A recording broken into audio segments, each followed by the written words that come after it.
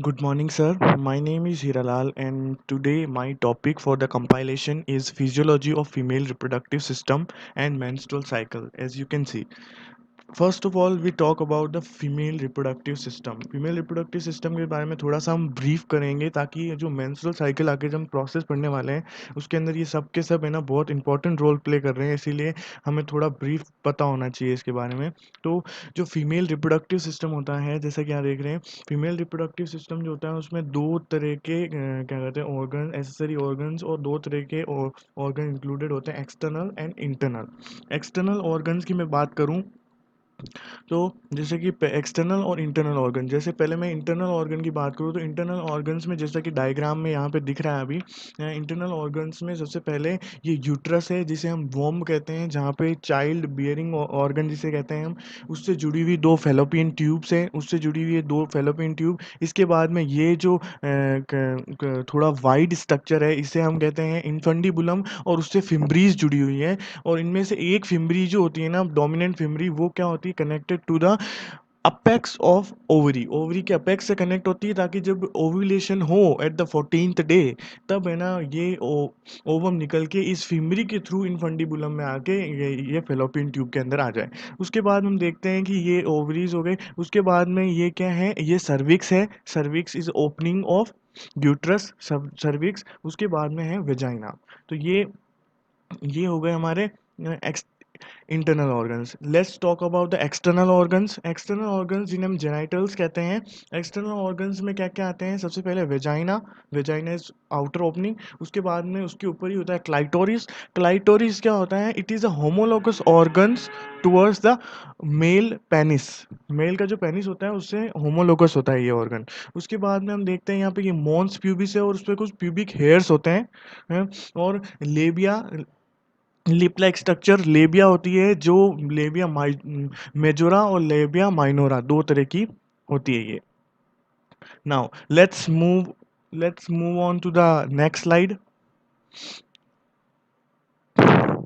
Now as you can see, अब हम बात कर रहे हैं कि ये जो हमने जो क्या कहते हैं, ये जो ऑर्गन्स देखे इंटरनल ऑर्गन, तो इसमें ये सब के सब अपने पोजीशंस में फिक्स्ड होते हैं। तो किस कैसे फिक्स्ड होते हैं, तो ये अपने सब के सब पोजीशन में इसलिए फिक्स्ड होते हैं due to the help of some ligaments. यानी तीन इंपॉर्टेंट लिगामेंट्स है जिनके बारे में हमें स्टडी करना है। First of all the broad ligament. Broad ligament, जैसा कि ये देखो, ये डायग्राम में आपको दिख रहा है। ब्रॉड लिगामेंट क्या होता है, जो वॉल ऑफ यूट्रस होती है, वॉल ऑफ यूट्रस, वहां से स्टार्ट होके, मतलब पूरा उस साइड वॉल से स्टार्ट होके बड़ा सा एकदम, इसलिए ब्रॉड कहते हैं इसे, ये पूरी ओवरी को कवर करते हुए पूरा फेलोपियन ट्यूब से कनेक्ट होते हुए जाता है। और दोनों साइड होता है ये तो एक साइड का डायग्राम बनाया हुआ है, दोनों साइड ये होता है। सेकंड की बात करें हम, सेकंड लिगामेंट की, दैट इज ओवेरियन लिगामेंट। तो ओवेरियन लिगामेंट जो होता है वो क्या होता है, वो ओवरी को डायरेक्ट कनेक्ट करता है वॉल ऑफ यूट्रस से। ठीक है, ओवरी को डायरेक्ट कनेक्ट करता है, जैसा कि डायग्राम में दिख रहा है ये रहा। उसके बाद में बात कर रहा हूँ सबसे मोस्ट इंपॉर्टेंट जिसकी मैं बात करनी है, वो है suspensory ligament. Suspensory ligament is most important, क्यों? क्योंकि सस्पेंसरी लिगामेंट ही वो लिगामेंट है जिससे ovarian arteries, ovarian when and ovarian nerve plexus जो होती है ना, वो आती जाती हैं। जैसा कि देखिए इस डायग्राम में कंफर्म हो रहा है कि ओवरी की तरफ जा रही है ये तीनों।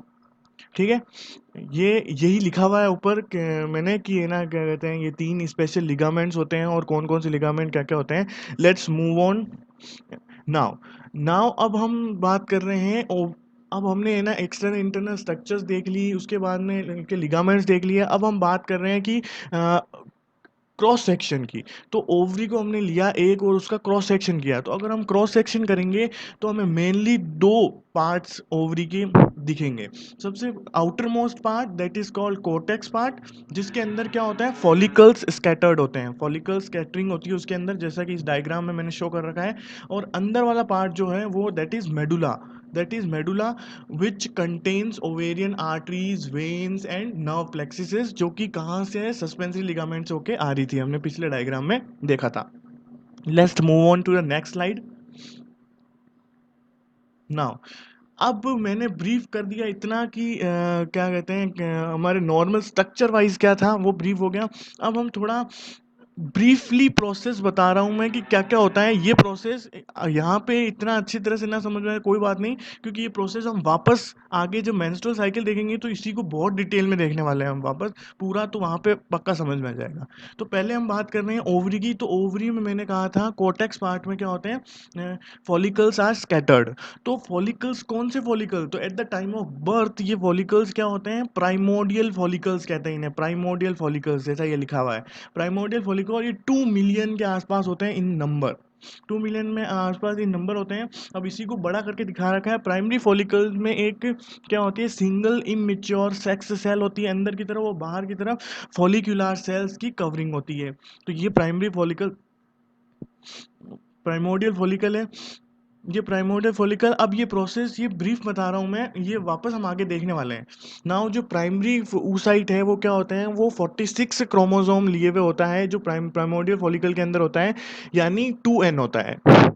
ये मियोसिस फर्स्ट में जाता है, इवेंचुअली मियोसिस फर्स्ट में जाता है और गैमेट में कन्वर्ट यानी ओवम में कन्वर्ट होता है, which has 23 number of chromosome, यानी n होता है, जो n होता है। बट जैसा कि मैंने ये रेड में यहाँ पे लिखा हुआ है, आप ध्यान से देखिए, रेड में मैंने लिखा हुआ है कि जो ये मियोसिस फर्स्ट होता है ये कुछ लकी प्राइमरी फॉलिकल ही कर पाते हैं, यानी डोमिनेंट प्राइमरी फॉलिकल। आगे हम और डिटेल में देखेंगे। और ये कितने होते हैं, लगभग 400 ही ऐसे होते हैं लकी, जो बाकी सब डिजेनरेट हो जाते हैं। 400 ही ऐसे होते हैं जो आगे जाके ये मियोसिस फर्स्ट कंप्लीट कर पाएंगे अपनी लाइफ में। नाउ नाउ अब मैं है ना उस साइड डेवलपमेंट देख लिया, follicular development also occur simultaneously itself. अब यहाँ मैं बता रहा हूँ साइमल्टेनियसली दो प्रोसेस चलते हैं, जैसे हम मेंस्ट्रुअल साइकिल में आगे पढ़ेंगे कि साइमल्टेनियसली दो स्ट्रक्चर्स चलेंगे मेंस्ट्रुअल साइकिल में। ठीक है, तो मैं पहले बात कर रहा हूँ फॉलिक्यूलर डेवलपमेंट की। मैं फिर से बता रहा हूँ कि ये मैं ब्रीफ कर रहा हूँ बस, ओनली क्या कहते हैं, सुपरफिशियली बता रहा हूँ ताकि कुछ आइडिया हो। अभी हम मेंस्ट्रुअल साइकिल आगे स्टार्ट करने वाले हैं, ठीक है, और डिटेल में। तो फॉलिकुलर डेवलपमेंट 3 स्टेजेस में कंसिडर किया जाता है, जहाँ लिखा हुआ है first stage, second stage and third stage. First stage में किससे रिफर कर रहा हूँ, इन्फेंसी, जहाँ बर्थ होता है उससे लगाकर प्यूबरिटी तक, that is called the first stage. Second stage after puberty, यानी at the time of puberty या after puberty, that is second stage. And the third stage is the stage where graafian follicle is ready to go into the ovulation. Ovulation में जाने के लिए ready जब graphene follicle हो जाता है, that is called the third stage. ये follicular phase of menstrual cycle में होता है, ये हम आगे देखने वाले हैं। Now next slide. Now now here here as you can see, मैंने फर्स्ट स्टेज को दिखाया है यहाँ पे। फर्स्ट स्टेज यानी इन्फेंसी, यानी जब बर्थ होता है उससे लगाकर प्यूबरिटी तक, ये फर्स्ट स्टेज मैंने दिखाई है। तो इसमें वही, ये क्या है, अब मैंने कहा था कि प्राइमोडियल फॉलिकल जो होती है, ये प्राइमोडियल फॉलिकल, ये क्या होता है, इसके चारों ओर क्या होता है, प्राइमोडियल फॉलिकल में अंदर तो क्या होता है, प्राइमरी oocyte मैंने पहले दिखाया है, और बाहर फॉलिकुलर सेल्स की लेयर। अब ये टर्न किस में होगा, प्राइमरी फॉलिकल में होगा, और वो किसके सराउंडिंग होगी, ग्रेनुलोसा सेल। तो चेंज क्या हुआ है, प्राइमरी फॉलिकल और प्राइमोडियल फॉलिकल और प्राइमरी फॉलिकल में चेंज क्या हुआ है, सिर्फ फॉलिकुलर सेल ग्रेनुलोसा सेल्स में चेंज हो गई है। बाकी हैज एज इट इज वही कंडीशन, यानी जो है ना क्या कहते हैं, प्राइमरी oocyte जो उसके अंदर है वो प्रोफेज फर्स्ट जो होती है मियोसिस फर्स्ट की, उसमें अरेस्टेड रहता है, यानी सेल लिविंग तो है, cell is living but not dividing. ये डिवाइड तब तक नहीं होगी जब तक प्यूबरिटी अटेंड नहीं होगी, यानी एज इट इज पड़ी रहती है अरेस्टेड स्टेज के अंदर, जैसा मैंने डायग्राम में बताया। नाउ ये फर्स्ट स्टेज है। नाउ मैं सेकंड स्टेज की बात करूं तो सेकंड फेज जो होती है उसमें क्या हो जाती है, कुछ लकी, मैंने कहा ना कुछ लकी प्राइमरी फॉलिकल्स ही होती हैं जिन्हें मियोसिस फर्स्ट कंप्लीट करने का मौका मिलता है, और 400 के आसपास जो मैंने बताई थी, 400 के आसपास, और जो मेंस्ट्रुअल साइकिल में जाकर eventually primary follicle secondary follicle में, सेकेंडरी टर्सरी में, टर्सरी ग्राफियन फॉलिकल में कन्वर्ट होगी। इनमें क्या होता है, कुछ चेंजेस होते हैं, फॉलिकुलर सेल्स बढ़ जाते हैं, कुछ कैविटीज़ डेवलप हो जाती हैं, और कुछ अदर लेयर आ जाती है सेल्स की, इस तरह से ये मैच्योर होते जाते हैं। आगे हम देखेंगे इसको और डिटेल में। Now next slide. नाउ अब सेकेंडरी oocyte जो होते हैं प्राइमरी oocyte स्टिल। अब secondary oocyte have primary oocyte, ये कहने का मतलब क्या है कि अभी भी है ना, क्या कहते हैं, वो प्राइमरी oocyte जो है वो अभी भी क्या किसमें डोर्मेंट स्टेज में ही पड़ा है, यानी उसने अभी भी अरेस्टेड स्टेज में है वो। तो प्रोफेज के अंदर अरेस्टेड होता है, ग्रेनुलोसा सेल्स की लेयर उसके चारों ओर आ जाती है, थीका सेल्स की लेयर। मैंने पहले कहा, ये मैंने डायग्राम दिखा रखा है, इसका टर्सरी फॉलिकल का डायग्राम दिखा रखा है, जिसमें आप देख सकते हैं कि इसके अंदर है ना एंट्रम डेवलप हो गई है। एंट्रम, ये जो कैविटी आपको दिख रही है ऑरेंज कलर में, दैट इज एंट्रम। ये एंट्रम डेवलप हो गई है, ये आगे जाके जो हम आगे जो ग्राफियन फॉलिकल होगा उसमें और ज़्यादा प्रोमिनेंट हो जाएगी। तो इसमें क्या है, अभी भी वही सेल, नॉन डिवाइडिंग सेल, यानी प्रोफेज में अरेस्टेड प्राइमरी oocyte प्रेजेंट है। More granulosa cells are there, then theca cells layer is also there which secrete theca cells. ये मैं अभी ब्रीफ कर रहा हूँ, आगे हम और डिटेल में पढ़ेंगे कि किस तरह से थीका सेल्स कोई कुछ सिक्रीट करती है या क्या करती है, आगे हम और ब्रीफ करेंगे। वैसे थीका सेल्स क्या सिक्रीट करती है यहाँ पे, एंडोस्टिंडायोन, एंडोस्टिंडायोन सिक्रीट करती है, androstenedione, that is sexual hormone precursor. Sexual hormone precursor यानी जो सेक्स हार्मोन आगे डेवलप होने वाले हैं उसका प्रीकर्सर होता है, उसका पहले का स्टेज होता है जो आगे जाके कन्वर्ट होगा। अब आगे जाके कन्वर्ट होगा। अब अ, अब मैंने कहा कि थीका सेल्स ये सिक्रीट करती है जो आउटर मोस्ट लेयर होती है। अब जो ग्रेनुलोसा सेल्स मैंने बढ़ाई है टर्सरी फॉलिकल में, वो भी ग्राफियन फॉलिकल की तरह ही है ये भी, वो भी क्या करेगी, एक एंजाइम सिक्रीट करेगी granulosa cells, that is aromatase enzyme. Aromatase enzyme का काम क्या होगा, एंड्रोस्टिंडायोन जो हार्मोन है, to convert that hormone into estradiol. Estradiol में कन्वर्ट करने का काम करते हैं, आगे हम और डिटेल में पढ़ेंगे इसको। Estradiol is estrogen family hormone, या हम अदर लैंग्वेज में एस्ट्रोजन ही कह सकते हैं इसको। Now move on to the next. Now हम ग्राफियन फॉलिकल की बात कर रहे हैं, तो ग्राफियन फॉलिकल क्या होगा, मैंने कहा एंट्रम डेवलप उसमें ही हो गई थी, अब एंट्रम और प्रोमिनेंट हो गई, एंट्रम काफी बड़ी हो गई है, देख रहे हैं आप, देख सकते हैं अंदर क्या है, वो प्राइमरी oocyte। फिर उसके चारों ओर क्या होगी, ग्रेनुलोसा सेल्स, और ज़्यादा डेंस ग्रेनुलोसा सेल्स होगी जो कि नरिशमेंट प्रोवाइड करेगी सबको, और एंट्रम के अंदर, और उसके चारों ओर ये जो वेवी है मैंने लिखा नहीं है पर ये है थीका सेल्स। ठीक है, ये हमने सेकंड स्टेज देख ली। Now the third stage. Third stage में क्या है, graafian follicle is ready for the ovulation. Graafian follicle ovulation के लिए रेडी हो जाएगी, तो ये graafian follicle is ready for the ovulation occurs during follicular phase of menstrual cycle. हम पहले ही दे चुके हैं, फॉलिकुलर फेज में ये थर्ड स्टेज आएगी। नाउ हमने सारा ब्रीफ कर लिया, हमने स्ट्रक्चर, इंटरनल एक्सटर्नल स्ट्रक्चर देख ली फीमेल रिप्रोडक्टिव सिस्टम की, फिर उसके बाद में मैंने लिगामेंट्स बता दिए, एक ओवरी का क्रॉस सेक्शन, फिर एक ब्रीफ कर दिया मैंने कि क्या क्या चेंजेस होते हैं। नाउ हम डिटेल में जा रहे हैं अब मेंस्ट्रुअल साइकिल की। तो menstrual cycle, what is menstrual cycle? Menstrual cycle is a 28 days or average 28 days or 30 days cycle which occurs in female reproductive life। तो इसमें हम पहले हम क्या देख रहे हैं कि वापस वही मैंने इंटरनल ऑर्गन की स्ट्रक्चर बताई है, इसके अंदर ओवरीज ये दिख रही है, एंडोमेट्रियम है। अब मेन हमारी इंपॉर्टेंस है एंडोमेट्रियम की। एंडोमेट्रियम जो होती है ना, एंडोमेट्रियम की जैसा मैंने यहाँ पे मैग्नीफाई करके दिखा रखी है, एंडोमेट्रियम इस तरह से होती है एंडोमेट्रियम। एंडोमेट्रियम की क्या दो लेयर्स होती है, एक तो बेसल लेयर होती है, then we have the functional layer. तो बेसल लेयर का काम क्या होता है, ओनली ओनली बेसल लेयर का काम होता है प्रोवाइडिंग नरिशमेंट, फीड्स और स्पाइरल आर्टरीज, हम आगे पढ़ने वाले हैं, ब्लड सर्कुलेशन, किसको, फंक्शनल लेयर को। और फंक्शनल लेयर का क्या काम होता है, फंक्शनल लेयर में आप देख सकते हैं वेवी है। वेवी क्यों है, तो ये क्या किस तरह की स्ट्रक्चर, फोल्डिंग स्ट्रक्चर बनी हुई है, विलाई लाइक स्ट्रक्चर बनी हुई है, और जहाँ पर भी हमें पता है, जहाँ पर भी हमारी बॉडी में विलाई फोल्डिंग लाइक स्ट्रक्चर बनी होती है, वो क्या काम करता है, मैक्सिमम एब्जॉर्प्शन को, सरफेस एरिया बढ़ाने के लिए ये प्रोसेस होता है। तो यहाँ पे भी यही है, और यही वो लेयर है, functional layer is the layer which sheds और which goes under changes in menstrual cycle. हम मेंस्ट्रुअल साइकिल में आगे देखेंगे जो प्रोलिफरेशन होगा, जो ब्लड सर्कुलेशन बढ़ेगा, जो थिकन्स होगा, और उसके बाद में अगर फर्टिलाइजेशन नहीं हुआ, या जब मेंस्ट्रुअल साइकिल का एंड होगा ब्लीडिंग फेज के अंदर, तो वो जो शेड डाउन हो जाता है ब्लड के साथ में, टिश्यूज के साथ में, वो इसी लेयर का होगा, यानी subjected to the hormonal changes set during menstrual cycle. तो ये हमने देख लिया। अब मैं मेंस्ट्रुअल साइकिल की बात करूँ तो मेंस्ट्रुअल साइकिल में पहले से ही बताते आ रहा हूँ कि 2 साइमल्टेनियस साइकिल चलते हैं में सिंक्रोनाइज़्ड साइकिल ज लिखा हुआ इंटरकनेक्टेड, इंटरकनेक्टेड क्यों है वो भी बताऊँगा अभी मैं। सिंक्रोनाइज़्ड प्रोसेसेस चलते हैं ovarian cycle and the uterine cycle. Ovarian cycle, what is ovarian cycle? तो changes in the ovary that occurs during a menstrual cycle 28 day period is ovarian cycle, यानी development of follicles and ovulation, that is the changes। उसके बाद में uterine cycle की मैं बात करूँ तो यूट्राइन साइकिल जो होता है ना, यानी साइमल्टेनियस चलता है। पहली बात तो ये, यानी ये दोनों प्रोसेस एक दूसरे के साथ साथ चलेंगे, पैरेलली चलेंगे। ऐसा नहीं है कि ओवेरियन प्रोसेस खत्म हो गया, ओवेरियन साइकिल खत्म हो गया देन यूट्राइन साइकिल स्टार्ट होगा, नहीं, ये साथ साथ चलेंगे। जब ओवेरी में डेवलपमेंट चल रहे होंगे तो यूट्रस में जो चेंजेस, यानी फंक्शनल लेयर जो मैंने अभी बताई ऊपर, ये फंक्शनल लेयर में जो चेंजेस होंगे, यूट्रस में जो चेंजेस होंगे that is that is uterine cycle. Uterus में जो चेंजेस होंगे दैट इज यूट्राइन साइकिल। सो ठीक है। अब हम मैं बात कर रहा हूँ जैसे कि यहाँ पे लिखा हुआ है ये functional endometrium thickens and sheds in response to ovarian.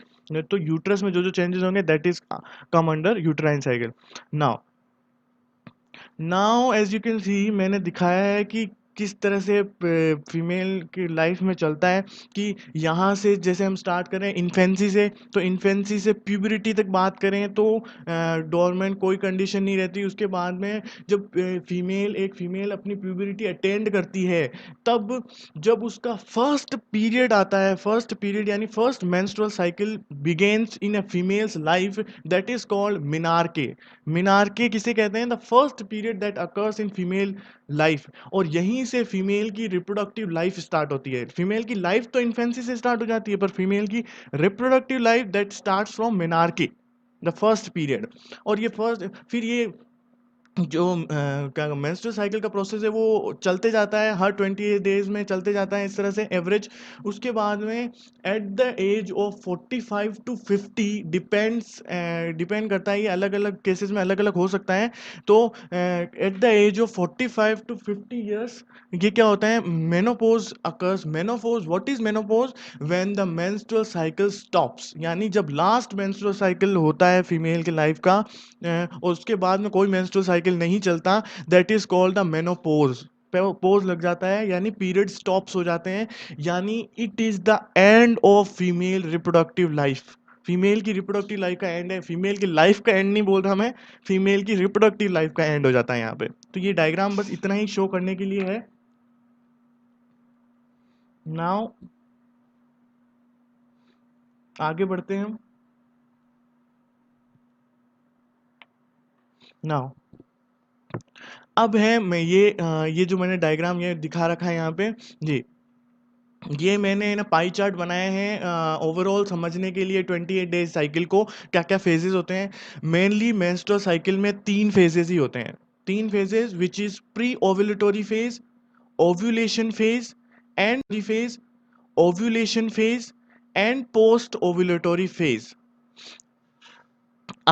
अब मैंने ना जो प्री ओव्यूलेटरी फेज है that is from day 1 to day 13, क्योंकि डे 14 पर ओव्यूलेशन चलता है। तो डे 1 से लगा के डे 13 तक जो फेज होती है दैट इज प्री ओव्यूलेटरी, यानी ओव्यूलेशन से पहले की पीरियड। उसी उसमें भी अगर हम बात करें तो average 3 to 5 days, first 3 to 5 days या 1 to 7 डेज जो होते हैं ना, 3 to 5 डेज एवरेज मानते हैं। दैट इज कॉल्ड मेंस्ट्रुलेशन फेज या फिर ब्लीडिंग फेज, जिसमें जो पुरानी मेंस्ट्रुअल साइकिल, जो ओल्ड पुराना जो प्रीवियस मेंस्ट्रुअल साइकिल चला है, उसमें जो फॉलिकल लेयर बनी थी उसका शेडिंग होता है। उसके जो क्या कहते हैं स्पाइरल आर्टरी कोलैप्स होती है, वो क्या कहते हैं सारे वो फंक्शनल लेयर शेड होती है, स्लैग ऑफ हो जाती है, टिश्यूज वगैरह बाहर आते हैं। तो वो फर्स्ट 3 to 5 डेज में यही चलता है। Then 3 to 5 day, then 6th day to 13th day, इसी साइकिल में 6th day to 13th day, इसी पीरियड में वो अदर चेंजेस होते हैं। अब मैं कह रहा हूँ कि प्री ओव्यूलेटरी फेज को 2 नाम मैंने और नाम दिए हैं, ये यहाँ पे लिखे हुए हैं। जैसे इसे फॉलिकुलर फेज भी कहते हैं। तो क्यों कहते हैं इसे फॉलिकुलर फेज? अब मैंने कहा था कि मेंस्ट्रुअल साइकिल में 2 साइकिल्स इंटरकनेक्टेड चलते हैं, दो साइकिल और साथ में पैरेलल चलते हैं। तो पहली अगर ये ओवेरियन चेंजेस को देख रहे हैं हम प्री ओवेलेटरी फेज में, ओनली ओवेरियन साइकिल को देख रहे हैं, तो दैट इज कॉल्ड फॉलिकुलर। इसीलिए इसका नाम फॉलिकुलर फेज दिया है, क्योंकि फॉलिकल्स का डेवलपमेंट होता है इस टाइम पे ओवरी के अंदर।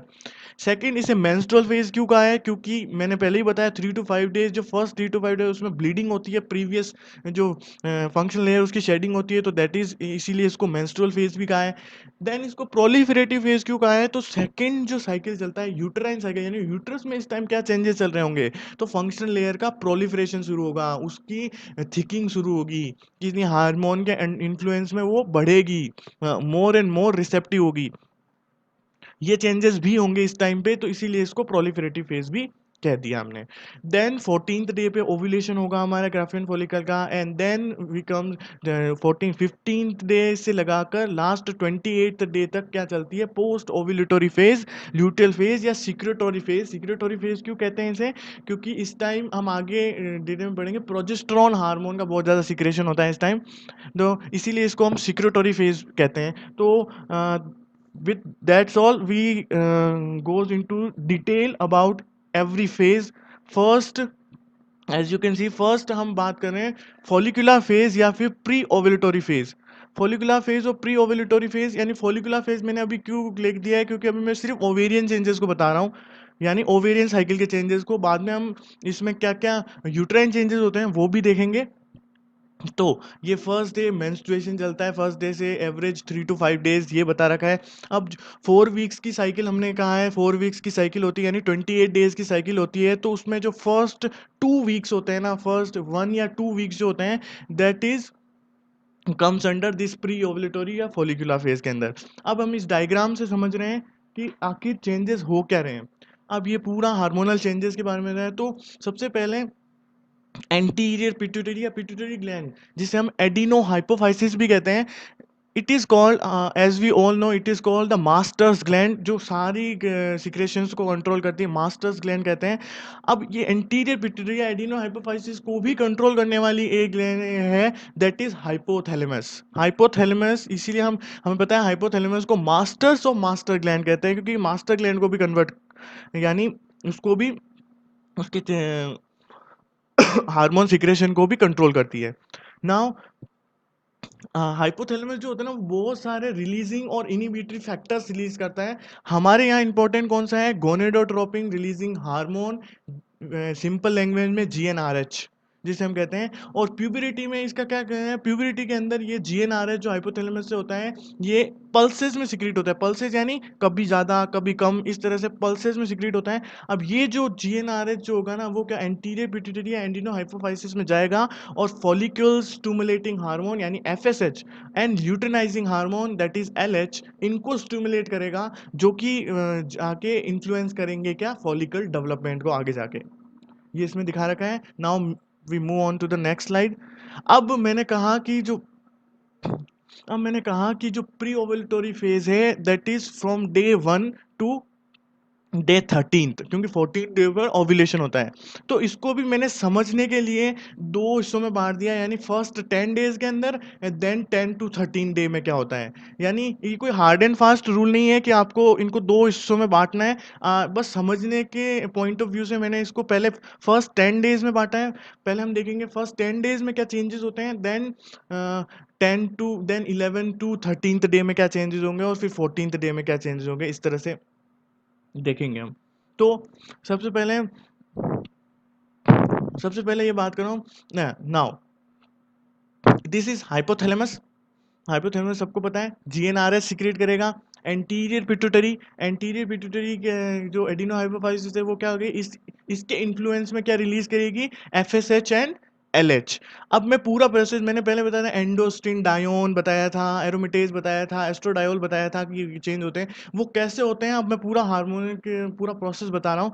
तो ये जो ओवरी के अंदर जो फॉलिकल है उसके अंदर ग्रेनुलोसा सेल्स होती हैं और उसके चारों ओर थीका सेल्स की लेयर होती है, सबको पता है। अब जो ग्रेनुलोसा सेल्स होती है ना, ग्रेनुलोसा सेल्स के ऊपर रिसेप्टर्स होते हैं, कुछ receptors for FSH, follicle stimulating hormone के लिए रिसेप्टर्स होते हैं।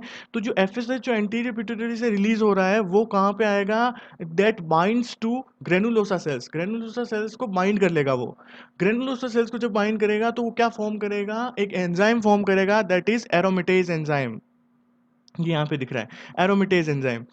अब एरोमेटेज एंजाइम बन गया, now the luteinizing hormone, luteinizing hormone उसी तरह से थीका सेल्स जो होंगी ना, थीका सेल्स उस पे बाइंडिंग साइट्स होगी फॉर ल्यूटिनाइजिंग हार्मोन, तो थीका सेल से जाके बाइंड हो जाएगा और क्या फॉर्म करेगा, एंडास्टिन डायोन हार्मोन फॉर्म करेगा। Androstenedione, what is androstenedione, sexual hormone precursor, हम पहले ही देख चुके हैं। अभी एंडोस्टिन डायोन जो है वो कन्वर्ट होगा किसके अंदर, एस्ट्राडायोल के अंदर कन्वर्ट होगा with the help of aromatase enzyme which is estrogen family hormone, यानी अदर लैंग्वेज में एस्ट्रोजन कहते हैं हम। तो इसमें कन्वर्ट हो जाएगा, तो यानी फाइनली हमें क्या मिल रहा है, एस्ट्रोजन मिल रहा है ब्लड में। यानी कहने का मतलब इस प्रोसेस से क्या हो रहा है, इस प्रोसेस से ब्लड के अंदर इस्ट्रोजन लेवल की बढ़ोतरी हो रही है, यानी इस्ट्रोजन लेवल बढ़ गया है। अब इस्ट्रोजन लेवल जब बढ़ जाएगा ब्लड के अंदर बहुत ज़्यादा, तो that act as a negative feedback, यानी ये नेगेटिव फीडबैक भेजेगा वापस एंटीरियर पिट्यूटरी को, एंटीरियर पिट्यूटरी को नेगेटिव फीडबैक भेजेगा कि to suppress the secretion of FSH and LH, FSH का लेवल डाउन करने के लिए क्या करेगा, ये क्या करेगा, सिक्रीट। तो इससे क्या होंगे, जब लेस एफएसएच होगा तो क्या होगा, मैनी फॉलिकल्स डाई ऑफ हो जाएंगे, जैसा कि हमने पहले देखा था लकी 400, हमने पता है ना, पहले हमने बात की थी। हाँ, तो लकी 400 उसके लिए ये बात चल रही है कि क्या कहते हैं, मैनी फॉलिकल्स डाई ऑफ हो जाएंगी, और जो कुछ फॉलिकल्स जिन पे एफएसएच ने अच्छा कहा, यानी मोस्ट एफएसएच जिन्हें मिला है, वो ग्रो करेगी और डोमिनेंट फॉलिकल बनेगा वो ग्रो करेगा। ये जनरली जो एक मेंस्ट्रुअल साइकिल होता है उसके अंदर एक ही फॉलिकल, डोमिनेंट फॉलिकल बनता है, यानी जो आगे जाके ओव्यूलेशन यानी ग्राफियन फॉलिकल हो गया जिसका ओव्यूलेशन होता है।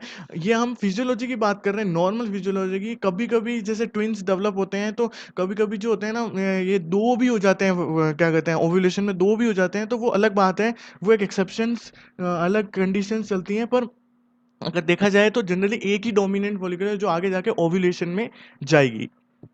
Now for the next slide, अब मैं यहाँ पे मैंने फर्स्ट 10 डेज के चेंजेस बता दिए आपको।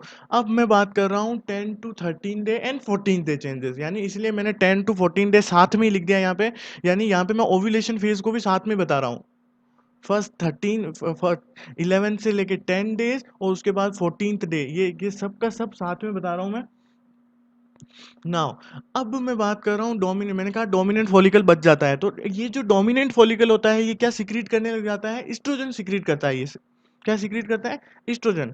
अब जो मोर इस्ट्रोजन जब सिक्रीट करेगा तो ये इस्ट्रोजन एक पॉजिटिव फीडबैक की तरफ वर्क करेगा। अब क्या है, पॉजिटिव फीडबैक भेज रहा है, पॉजिटिव फीडबैक भेजेगा किसको, एंटीरियर पिट्यूटरी या एडिनो हाइपोफाइसिस जिसे हम कहते हैं, एडिनो हाइपोफाइसिस को पॉजिटिव फीडबैक भेजेगा। पॉजिटिव फीडबैक से क्या करेगा, वापस स्टिमुलेट करेगा जीएनआरएच के रिलीज को, और जीएनआरएच वापस स्टिमुलेट करेगा एंटीरियर पिट्यूटरी को to release more and more FSH and LH, यानी एंटीरियर पिट्यूटरी एफएसएच और एलएच को ज्यादा अमाउंट में अब रिलीज करेगी वापस। नाउ ये जो एफएसएच और एलएच को ज्यादा अमाउंट में रिलीज करेगी, यानी एलएच को, यानी एफएसएच एलएच मेनली एलएच का क्या होगा, सर्ज होगा। हमें पता है ना एलएच, और जनरली ये कब होता है, ये होता है 1 या 2 डेज बिफोर ओव्यूलेशन, यानी 11 to 13 डे के अंदर ऑफ, क्या क्या कहते हैं, प्री ओव्यूलेटरी फेज, यानी फॉलिकुलर फेज की है। तो बिफोर ओव्यूलेशन तो एलएस सर जब बहुत ज़्यादा हो जाता है, हमें पता है तब क्या होता है, ओव्यूलेशन यानी 14th डे में, अब ये ओव्यूलेशन को बात कर रहा हूँ मैं, 14th डे में जो हो जाता है वो ओवेरियन फॉलिकल या ग्राफियन फॉलिकल रैप्चर हो जाती है, और oocyte उसमें से या ओवम रिलीज हो जाता है बाहर की तरफ। नाउ ये हमने पूरा, मैं बात कर रहा हूँ पूरा फॉलिकुलर फेज देख ली प्री ओव्यूलेटरी की, यानी ओवेरियन साइकिल में क्या क्या चेंजेस होते हैं फर्स्ट 13th डे में, फर्स्ट लेके 13th डे में, वो हमने देख लिया। अब मीनवाइल मैंने कहा ना दूसरा यूट्राइन साइकिल भी चल रहा होगा साइमल्टेनियसली, तो यूट्रस में क्या चेंजेस होते हैं, मीनवाइल यूट्रस में क्या क्या चेंजेस होते हैं वो अब देखेंगे। अब मीनवाइल क्या होता है, यूट्रस इस समय जब फॉलिकल डेवलपमेंट हो रहा होता है, इस समय यूट्रस अपने आप को प्रिपेयर करता है फॉर अपकमिंग प्रेगनेंसी या अपकमिंग इम्प्लांटेशन, उसको मेंटेनेंस और प्रेगनेंसी इसके लिए अपने आप को प्रिपेयर करने में लगा रहता है, यानी और ये मैंने मेंस्ट्रुअल फेज बता रखी है कि हाँ भाई फर्स्ट एवरेज 3 to 5 डेज में क्या हो जाता है, मेंस्ट्रुलेशन चलता है, जो ओल्ड एंडोमेट्रियल लाइनिंग है, यानी फंक्शनल लेयर है प्रीवियस साइकिल की, वो शेड होना शुरू होती है। हम्म, उसके बाद में क्या होता है, देन क्या 5 डेज के बाद में 6th to 13th डे में क्या हो जाता है, प्रोलिफरेशन शुरू होता है।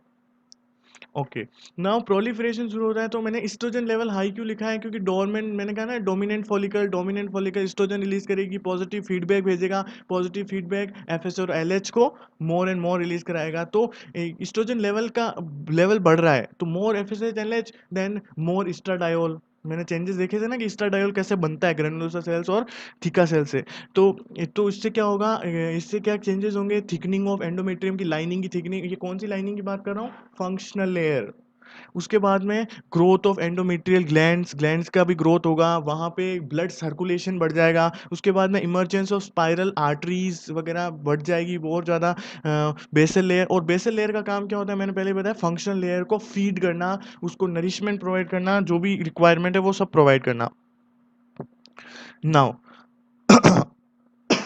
सॉरी, नाउ जो हम देख रहे हैं कि क्या कहते हैं, ये सब जो प्रोसेस होता है प्रोलिफरेशन का, ये किस लिए होते हैं, to increase the chances of fertilization, fertilization के चांसेस को इंक्रीज करने के लिए, एंडोमेट्रियम को मोर एंड मोर रिसेप्टिव बनाने के लिए ये सब चेंजेस होते हैं, ये सब चेंजेस होते हैं। और ये हाईएस्ट, यानी हाईएस्ट कब होता है ये चेंजेस, ये जो फेवरेबल चेंजेस ये कब होते हैं highest, day 11 to day 15, day 15 के बीच बीच में, जो डे 11 12 13 14 और 15, ये जो डे है ना, ये एवरेज मेंस्ट्रुअल साइकिल की ये मोस्ट फेवरेबल फेज है फॉर फर्टिलाइजेशन। यानी इस समय अगर स्पर्म एंटर होगा तो ज़्यादा मैक्सिमम चांसेस है कि वो फर्टिलाइज करेगा एग को। यानी कंसीव, फीमेल में कंसीविंग का जो मैक्सिमम पीरियड है ना, कंसीविंग का पॉसिबिलिटी का मैक्सिमम पीरियड वो 11th to 15th डे का है कंसीविंग। अब मैं बात कर रहा हूँ, ये मैंने प्री ओव्यूलेटरी फेज में क्या क्या चेंजेस होते हैं, ओव्यूलेशन में क्या क्या होता है वो सब हमने देख लिया, ओव्यूलेशन टेक प्लेस। उसके बाद में बात कर रहा हूँ मैं post ovulatory phase. Post ovulatory phase, अब पोस्ट ओव्यूलेटरी फेज में क्या होता है, अब मैंने कहा कि क्या कहते हैं, ओव्यूलेशन हो चुका है, यानी ओवम बाहर निकल गया, ओवम बाहर निकल गया, तो अब जो ग्राफियन फॉलिकल है उसके अंदर क्या बचा, उसके अंदर कुछ नहीं बचा, उसके रेमिनेंट में ग्रेनुलोसा सेल्स बचे और थीका सेल्स बचे। अब ये जो क्लस्टर होके क्या फॉर्म कर देते हैं, एक टेम्पररी एंडोक्राइन ग्लैंड फॉर्म कर देते हैं। टेम्पररी क्यों कहा है, क्योंकि ये आगे जाके दूसरे में कन्वर्ट हो जाएगी, ये परमानेंट नहीं है, तो इसलिए टेम्पररी एंडोक्राइन ग्लैंड का में कन्वर्ट हो जाएगी, that is corpus luteum. Corpus luteum, या इसी को हम क्या कहते हैं, येलो बॉडी कहते हैं, ड्यू टू इस अपीयरेंस इसे येलो बॉडी कहते हैं कॉमनली। अब कार्पस ल्यूटियम के अंदर थीका सेल्स और ग्रेनुलोसा सेल्स दोनों हैं। अब ये थीका सेल्स ग्रेनुलोसा सेल्स दूसरे हार्मोन सीक्रेट करेंगे, तो थीका सेल्स कौन सा हार्मोन सीक्रेट करेगा, प्रोजेस्टेरोन हार्मोन। प्रोजेस्टेरोन हार्मोन हमें पता है क्या है, प्रेगनेंसी मेंटेनिंग हार्मोन है, और इसी के मैक्सिमम सिक्रेशन की वजह से ही इस प्री ओवुलेटरी फेज को हमने एक और नाम दिया था क्या, सिक्रेटरी फेज। उसके बाद में ग्रेनुलोसा सेल्स जो हैं, ग्रेनुलोसा सेल्स वो इनहिबिन हार्मोन सिक्रेट करेगी, क्या इनहिबिन। अब ये प्रोजेस्टेरोन और ये दोनों सिक्रेट करेगी, साथ में कार्पस ल्यूटियम है ना, कुछ अमाउंट ऑफ एस्ट्रोजन भी सिक्रेट करती है, कुछ अमाउंट ऑफ। उसके बाद में ये क्या होगा, प्रोजेस्टेरोन जो है ना और ये जो इनहिबिन है, ये वापस नेगेटिव फीडबैक भेजेंगे टू एंटीरियर। अभी तक एफएसएच की अमाउंट बहुत ज़्यादा बढ़ी हुई थी, तो इसलिए प्रोलिफरेशन और सब ये प्रोसेस चले जा रहे थे। अब क्या होंगे, ये प्रोजेस्टेरोन और इनहिबिन क्या होंगे, नेगेटिव फीडबैक भेजेंगे towards anterior pituitary adenohypophysis to decrease the production of FSH and LH। तो FSH LH का प्रोडक्शन डिक्रीज हो जाएगा, एज अ रिजल्ट एस्ट्रोडायोल कम बनेगा, यानी एस्ट्रोजन लेवल का डिक्रीमेंट हो जाएगा। अब एस्ट्रोजन लेवल डिक्रीज हो गया तो प्रोजेस्टेरोन लेवल, मैं कह रहा हूँ प्रोजेस्टेरोन तो सिक्रेशन हुए जा रहा है, तो progesterone level is increased in the blood. Progesterone level क्या होगा, ब्लड के अंदर इंक्रीज होगा, वो इंक्रीज होगा, और ये क्या करेगा, एंडोमेट्रियम को मोर एंड मोर रिसेप्टिव बनाएगा to implantation of embryo. That's why it is called the pregnancy maintaining hormone. Now इसको मैंने पहले ही कहा कि प्रोजेस्टेरोन का लेवल हाई हो जाता है, इसलिए इसको हमने सिक्रेटोरी फेज का है। इसमें क्या क्या स्पाइरल आर्टरीज और लॉन्गर ग्रो कर देगी, uterine gland more and more mucus, यानी मोर एंड मोर किसी भी तरह से फर्टिलाइजेशन को मोर एंड मोर पॉसिबल बनाना है इनको। नाउ नाउ मैं बात कर रहा था कि most effective period for conceiving, conceiving का जो most effective period that is from day 11 to day 15th, day 15 यानी ओव्यूलेशन के एक दिन बाद तक। ये क्या होता है, इस समय फर्टिलाइजेशन के मैक्सिमम चांसेस होते हैं, पर आफ्टर 15th डे यानी 15 डे यानी 16th डे से लग आगे की तरफ जैसे जैसे दिन चले जाते हैं तो क्या होता है, window for the fertilisation starts to close, यानी fertilisation more and more difficult हो जाता है। उसके बाद में फर्टिलाइजेशन के चांसेस कम होने लग जाते हैं। क्यों कम होने लग जाते हैं? तो सबसे पहली तो बात है कि सर्वाइकल, जो सर्विक्स मैंने कहा था ना, यूट्रस की ओपनिंग होती है सर्विक्स, सर्वाइकल म्यूकस थिकनिंग शुरू हो जाती है इस समय। सर्वाइकल म्यूकस थिकनिंग हो जाती है तो वो क्या हो जाता है, क्लोज होने लग जाता है। क्लोज होने लग जाता है तो स्पर्म के लिए लेस एंड लेस हॉस्टाइल हो जाता है, यानी स्पर्म के एंट्रिंग के लेस एंड लेस चांसेस हो जाते हैं। यानी जैसे जैसे 15 दिन के बाद दिन बीतते जाएंगे, ये बिल्कुल ही बंद होने लग जाएगा और स्पर्म बाद में एंटर नहीं हो जाता। यानी यहाँ पर कंसीविंग के सबसे, यानी जो डे 16 से आगे की तरफ जैसे जैसे डे बढ़ते जाएंगे ना साइकिल के 28 डे तक, तो क्या कहते हैं, कंसीविंग के सबसे कम चांसेस होंगे इस समय। अब इस समय क्या होगा, आफ्टर 15 डे एक और चेंजेस होंगे। जो कार्पस ल्यूटियम है, अब तक प्रोजेस्टेरोन को सिक्रीट कर रही थी, corpus luteum is replaced by a white body which is called corpus albicans. Corpus luteum replace by corpus albicans, जिसे हम व्हाइट बॉडी भी कहते हैं ड्यू टू इट्स अपीयरेंस। अब जो व्हाइट बॉडी क्या होती है, वो क्या होती है, कोई भी हार्मोन सिक्रीट नहीं करती, ना प्रोजेस्टेरोन ना इनिबिन एंड कोई एस्ट्रोजन, कुछ भी नहीं सिक्रीट होता। तो एज ए रिजल्ट कि कुछ भी नहीं सिक्रीट हो रहा अब आफ्टर डे 15th, तो क्या होगा, estrogen and progesterone mainly level decrement, पूरी ब्लड में डिक्रीमेंट होने लग जाएगा बिल्कुल। और डिक्रीज होते होते जैसे जैसे दिन निकलेंगे, डिक्रीज होते होते प्रोजेस्टेरोन लेवल बहुत लोवेस्ट स्टेज में आ जाएगा, अपनी मैक्सिमम लोवेस्ट स्टेज में जब आ जाएगा प्रोजेस्टेरोन, तो क्या होगा, प्रोजेस्टेरोन जैसे ही अपने मैक्सिमम लोवेस्ट स्टेज में आया तो क्या होगा, स्पाइरल आर्टरी जो बनी थी वो क्या होगी, कोलैप्स होना स्टार्ट हो जाएगी। स्पाइरल आर्टरी फंक्शनल लेयर जो होगी वो स्लैग्स ऑफ हो जाएगी, उसके टिश्यूज जो डेवलपमेंट हुआ था और थिकनिंग हुई थी वो सबकी सब बाहर आ जाएगी। और दैट इंडिकेट्स द मेंस्ट्रुएशन यानी ब्लीडिंग। यानी अब क्या होगा, 28 डेज के बाद में वापस फर्स्ट डे से स्टार्ट हो गया, यानी it is a indication of another cycle, यानी नेक्स्ट मेंस्ट्रुअल साइकिल का इंडिकेशन हो गया, यानी शुरुआत हो गई नेक्स्ट मेंस्ट्रुअल साइकिल की। तो तो ये था पूरा हमारा मेंस्ट्रुअल साइकिल, किस तरह से क्या क्या चेंजेस होते हैं। हमने पूरा देख लिया कि कौन कौन से हार्मोन का किसके के अंडर में क्या क्या आता है। तो ये जो फॉलिकुलर चेंजेस, तो इसमें अब हम ब्रीफ कर देते हैं कि जैसे इसमें दो साइकिल्स चलते हैं। फंक्शनल लेयर ही मेन जो लेयर है जो स्लैग्स ऑफ होती है, दो cycle, ovarian cycle and uterine cycle. Ovarian changes, uterus changes होते हैं, फिर कौन कौन सी phases, pre ovulatory phase, post ovulatory phase and ovulation phase. फिर हमने एक एक फेज को डिटेल में पढ़ा कि क्या क्या हार्मोनल चेंजेस होते हैं, कौन से जीएनआरएस की इन्फ्लुएंस में एफएसएच सीक्रेट होते हैं। फिर उसके बाद में हमने देखा कि किस तरह से एंडोस्ट्रिन डायोन एस्ट्राडायोल में कन्वर्ट होता है, एरोमेटेज की प्रेजेंस में नेगेटिव फीडबैक जाता है, एक डोमिनेंट फॉलिकल बचता है। फिर उसके बाद में वो डोमिनेंट फॉलिकल पॉजिटिव फीडबैक डालता है एस्ट्रोजन का लेवल बढ़ने की वजह से, मोर एंड मोर एफएसएच। तो फिर उसके बाद में ओव्यूलेशन, 14 डे पे ओव्यूलेशन टेक प्लेस ना। इस समय क्या होगा, यूट्रस में क्या चेंज होगा, प्रोलिफरेशन होगा और थिकनिंग होगी, स्पाइरल आर्टरीज बढ़ेंगी, मोर एंड मोर रिसेप्टिव बनाएगा। जो जो सबसे बेस्ट डे होता है वो conceiving, that is 11 to 15th day, ये हमने देखा।